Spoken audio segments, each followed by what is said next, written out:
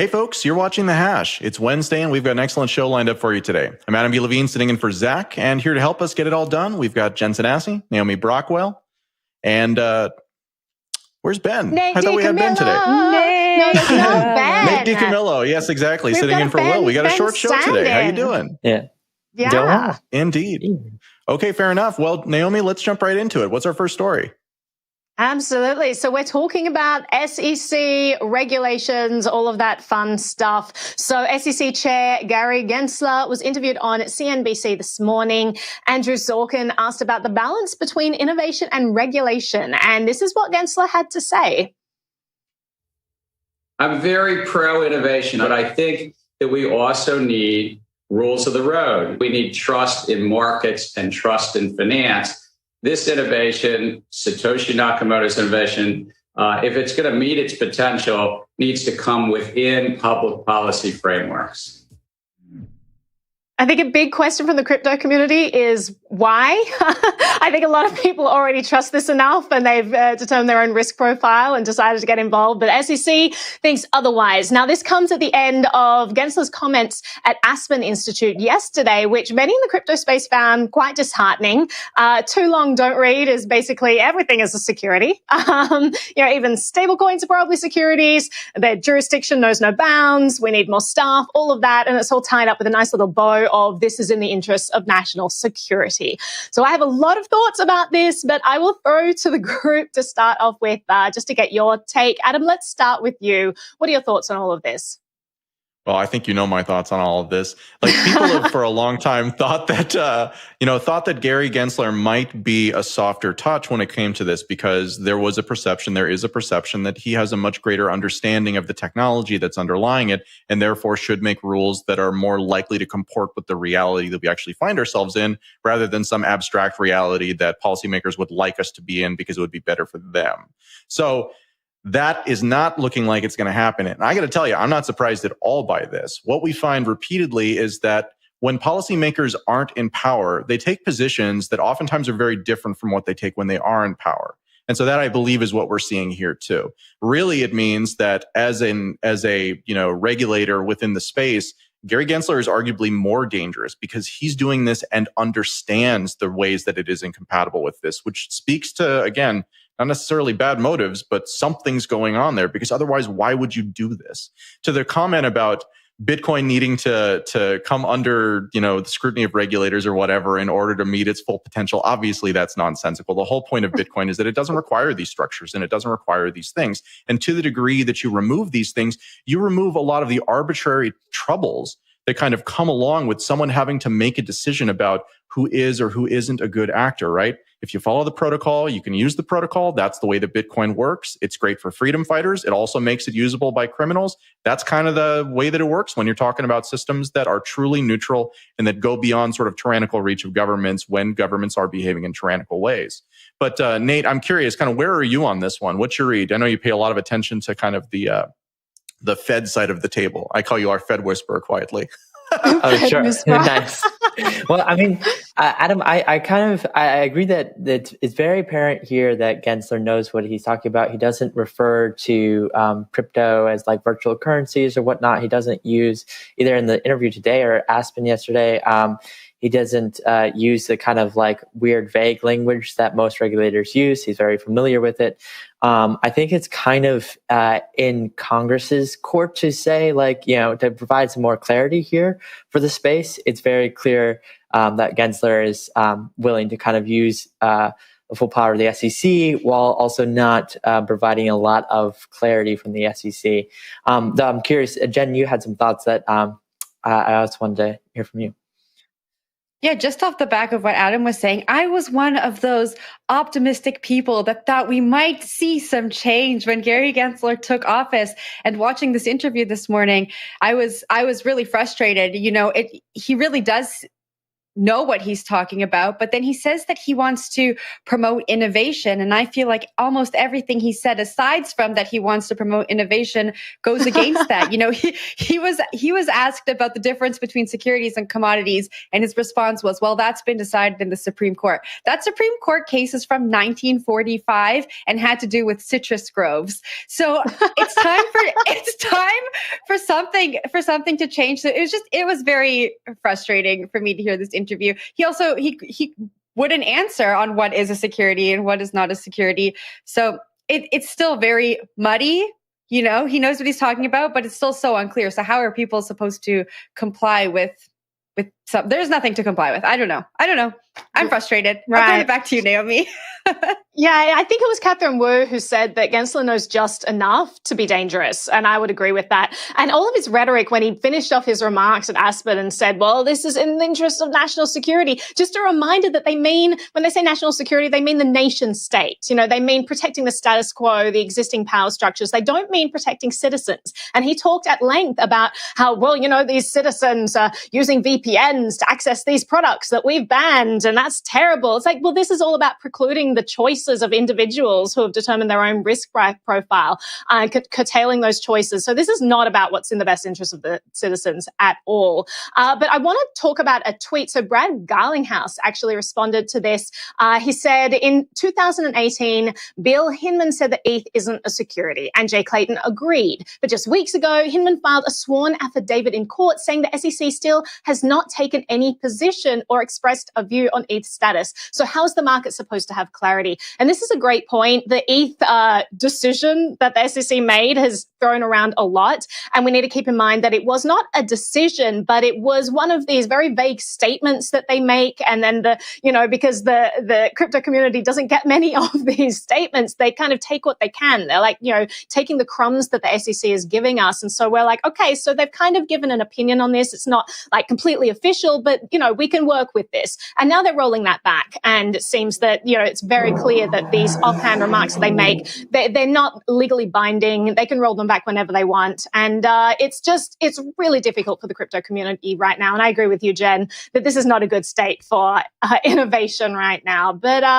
after that big kind of dive into all of the heaviness of regulation, let's change to something a little more fun. Adam, what have we got next? So at this point, FTX needs little introduction to those who have been watching crypto markets. But really, the exchange is one of the space's biggest rags to riches stories. Founded in 2017, they've become one of the biggest players in the space. And throughout this year, they've been spending big bucks to get mainstream name recognition. Earlier this year, the company displaced American Airlines when they became the new branding partner for the NBA's Miami Heat Stadium in Miami. But more recently, they've jumped into sponsoring esports teams with a 10-year, $210 million deal with League of Legends champions TSM. Today, we learned that the company has reached the largest sponsorship agreement in the history of League of Legends, which is a pretty big esport as they come, becoming a major sponsor of the LCS, which stands for League Championship Series. So we don't know the dollar amount on this one, but we do know that it's a long deal. I believe 7 years is the slated term for it. And given they just did a deal with a single team for $210 million across 10 years, we're not talking about small dollar amounts. Jen, I'll throw to you first for this one. What do you think? So I've said this on the show before. FTX is really working on building that trust with the different audiences and audiences that kind of tap into the mainstream. They've done a really great job with sports, and I feel like this is the ideal next step for them, right? Moving into esports.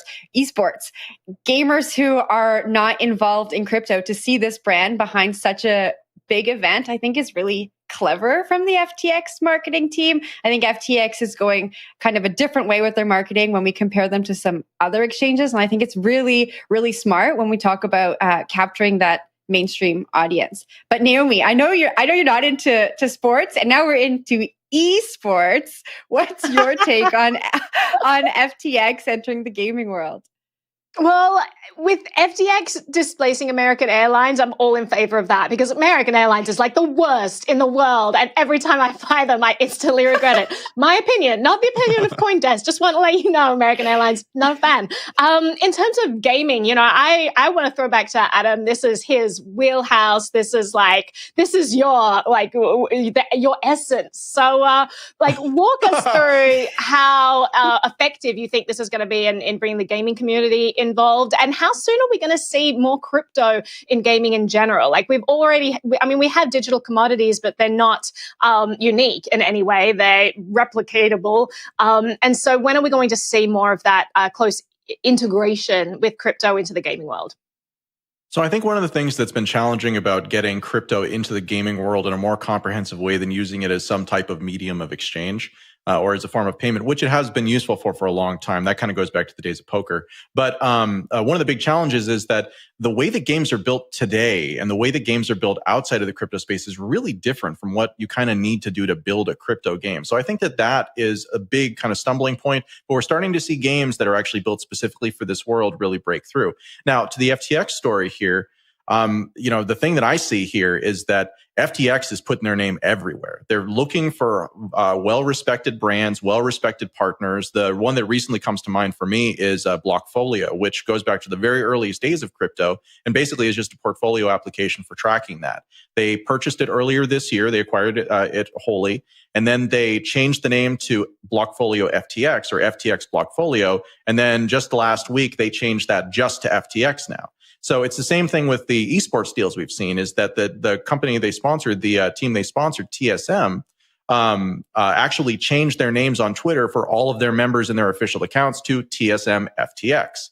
So I think what we're seeing here is a big real estate grab before anybody in the space really realizes that it's happening, where FTX is going out and getting all the high profile partners that they are and locking them up for long periods of time using money that they're pulling off fees of their exchange. So honestly, it seems like a really smart strategy to me.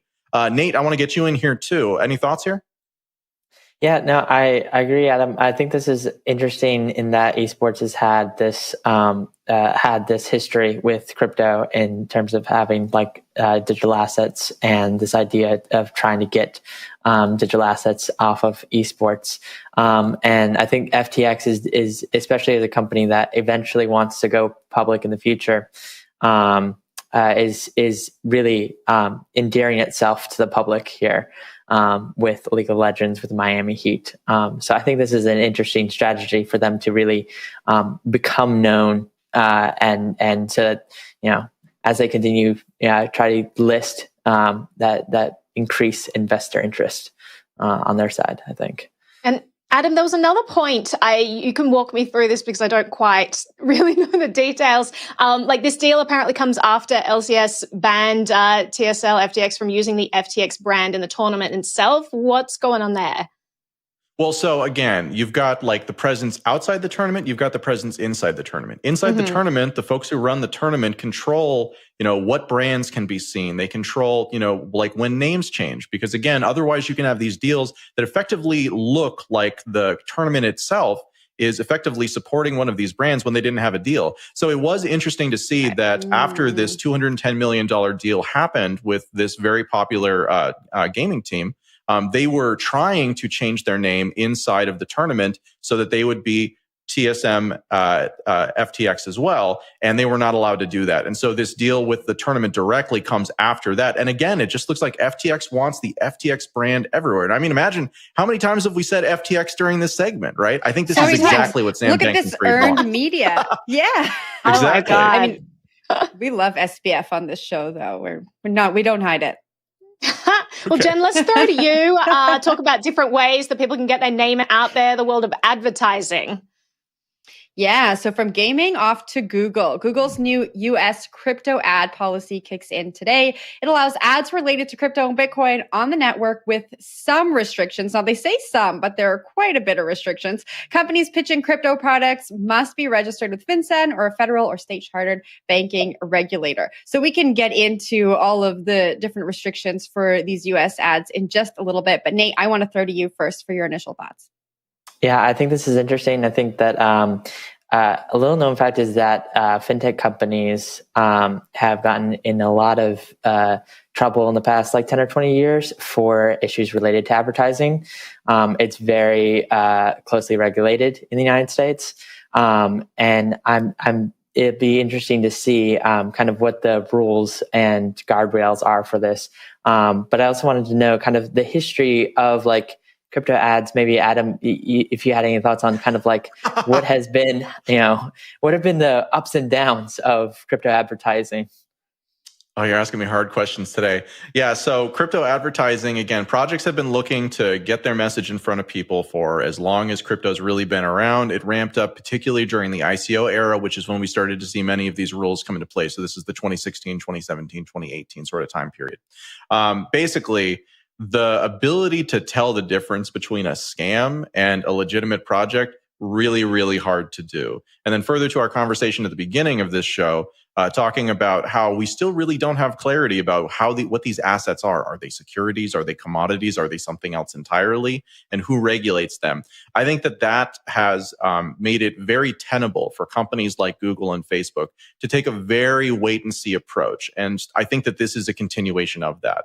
I think that, again, now that there's some recognition that tokens, that there are companies out there who have, gone through the full registration process and have complied with the law, that this is what Google is effectively saying. And I suspect we'll see it from other players as well in the space, is that if you go through and the government says that you have a license to do the thing that you're doing, then they say, okay, we believe you, right? But for everybody else, for all the businesses that don't really fall under that, then you're kind of still out of luck. So it's a hard problem. But it definitely, again, it gives cover kind of to have these really aggressive advertising policies that you really don't see in any sectors besides cryptocurrency. Yeah, and I'll also say that it's not just products that are being regulated in this way. Like the way that they're saying, well, you have to register with the Financial Crimes Enforcement Network, or you have to be a chartered banking regulator relationship in there. So, I mean, when these bans came into effect, the people that they hurt the most were all of the media outlets in this space who can't advertise. They don't sell any products, unless they have a sponsorship deal. Like I'm part of a nonprofit, just put out educational content, can't advertise my stuff unless I register with the Financial Crimes Enforcement Network. Why does an educator, with a nonprofit need to register with these institutions? So really, it's kind of this very blind blanket regulation that's really just looking at exchanges and people selling these products. But the reality of this is that it means that no one can really talk about this. It really squashes the conversation around these things, and it hurts the industry because if educators can't get out there and say, hey guys, this is what you should know about the industry. These are the scams. These are the things you should be aware of. If people aren't getting that information because no one can promote their content, that's bad for the industry, in my opinion. But Jen, I'll throw to you. Yeah, Naomi, I agree with you completely. I'm just going to talk everyone through some of the different restrictions. So ad destinations that aggregate or compare crypto service providers are not allowed. Ads related to ICOs or DeFi protocols are not allowed. And I know we saw recently in the UK the same restrictions went into place. And it just feels like nothing is allowed. And so I'm really interested to see what happens as we get to the end of the year with regulation and advertising. I feel like the crypto industry is in for a little bit of a storm. It feels like a storm is brewing, and I don't know what's gonna happen next. But let's move on to the next story. Yeah, well, Adam, I think you had some final words for that. So do you want to jump in and then we'll throw it to Nate? I mean, just real quickly, Naomi, to your earlier point, I want to echo that.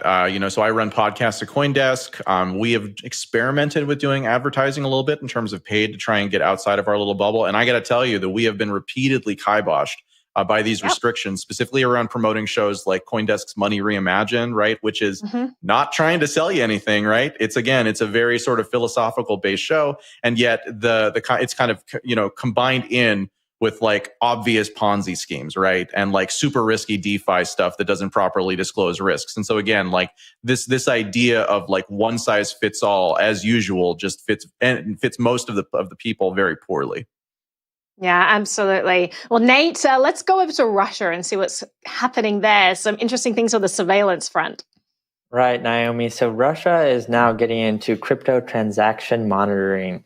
So Rosfin Monitoring, which is Russia's agency for preventing crime financing and money laundering, chose a contractor to develop a proprietary Bitcoin transaction tool for 14.7 million Russian rubles, which is 200,000 in American dollars. So the company's named RCO. It's owned by a Russian IT company called Rambler. And Russia has been looking for a tool like this since 2018. So it's been 3 years in the making. And last August, Rosfin Monitoring had said it was going to create its own internal tool, and then end up purchasing or putting it out, this contract on auction, and RCO won the auction. And so we all know here that the US has been using Chainalysis for some time. And I'm curious to know from the group, what is your all reaction to Russia finally jumping into the transaction monitoring game for crypto in 2021? What do you guys think about this? Well, also, like $200,000 is not enough. It's like, not does that a lot cover of money. a single developer for even a year? Like, that was mind blowing to me. They must be cheap in Russia. Adam, like, I'm going to throw to you for your initial thoughts.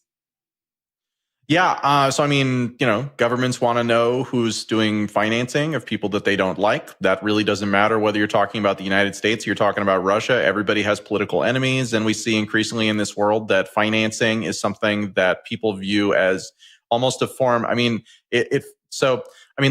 money flows should in theory be neutral, right? And then there are things that governments don't want people to do with money. And so you get controls as a result of that. And then because those controls are in place, it's very easy to then apply those controls to things that might not have warranted the controls unto themselves, but once you've got them, hey, why not use them, right? So we see the same thing here. This just looks to me like a domestic version of tools that already exist and are already in use by governments around the world. And again, it all comes back to the fact that neutrality that Bitcoin offers, again, one person's freedom fighter is another person's terrorist, right? It's really a question of what's your perspective and whether or not people should be allowed to have money. Again, governments would love to be able to make that decision, and protocols like Bitcoin and others make it very challenging to do so. Yeah, that's such a good point. But I do also like Naomi, the fact that this is like a $200,000 deal. Like, I think initially this the government was looking at putting a couple million into this project, and I don't know how something for 200,000 is actually going to like work, if it's actually going to be as effective as like Chainalysis and others. But it's always been hard to kind of determine like how crypto friendly actually Russia is. I remember a couple of years ago interviewing one of their oligarchs who was getting into tokenizing Nornickel or whatnot, and so there definitely is a lot of interest in crypto in Russia. Lots of Bitcoin miners using abandoned nuclear plants there, but it's hard to tell where exactly the government lies on kind of this stuff.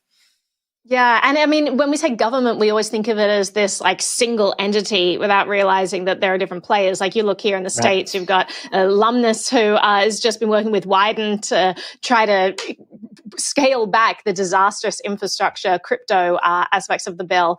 And so you've got, amazing people in Wyoming who are all for it. But then you've got people like Gary Gensler who are like, let's ban everything.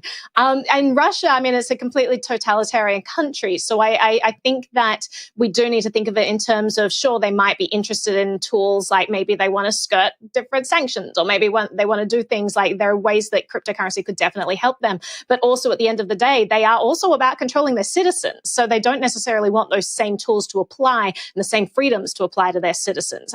That's going to be the same with any country. Like, if they find that there are good things about cryptocurrency that help the nation state, they don't necessarily want the citizens of that nation to have those same tools, because nation states are all about maintaining the status quo, maintaining power structures, and all of that.